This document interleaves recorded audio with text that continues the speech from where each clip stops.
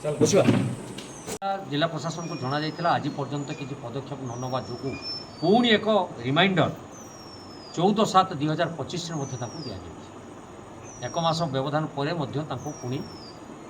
गोटे रिमाइंडर दिखाई कौन आम सरकार आम कथा कौन बुझे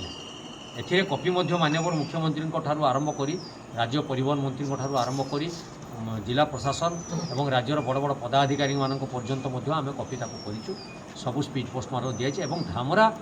बंदर कर्तृपक्ष आम ए बाबद विवृत्ति प्रदान तथ्य देचु किंतु सी आज पर्यंत आमको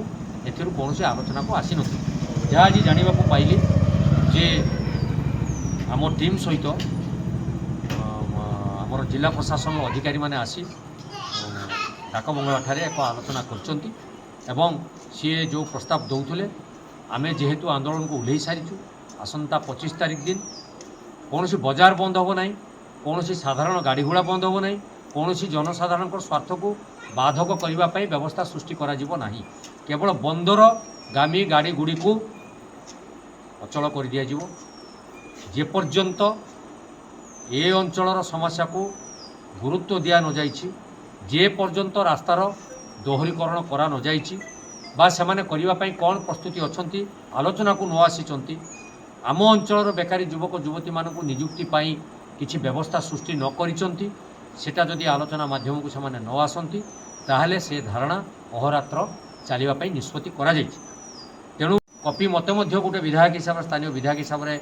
मोर दाबी तो निश्चित थिला एक कथा को कार्यक्रम करने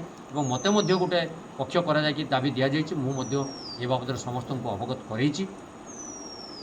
25 तारिख दिन आमर धामरा बंदरगामी गाड़ी एवं धामरा पोर्ट को जाउथवा समस्त कार्यक्रम को अचल करा जिवो दुई गोटे जगार ये कार्यक्रम स्थिर करा जाइछि हवा पई गोटे बालीमुंडा ठारे हबो गोटे बासदेवपुर ठारे हबो धामरा कर्तृपक्ष एवं जिला प्रशासन उभय मिलित आलोचन जदि फलप्रद है ताहले निश्चित भावे वासुदेवपुर अंचलवासी सहयोग करेंगे एवं से जेते शीघ्र पारिबे रास्तार दोहरीकरण करंतु किंबा रास्ता को बाईपास करी लोक मानकर जो धन जीवन नष्ट होछि सेतिरु हमको सुरक्षा देवे द्वितीय कथा ये अंचलर विकास पई तांकर जो परिवहन चली बेधड़क हिसाब से संकीर्ण रास्तार से जो भली भावे बेपार गाड़ी चालना करी आमर ये धन जीवन को नष्ट करुँच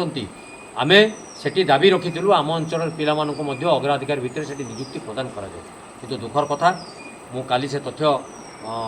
प्रदान करी आपण मानू जे केते लोक आमर ए अंचल धामरा बंदर पाई निजर प्राण हानि हो सारी सी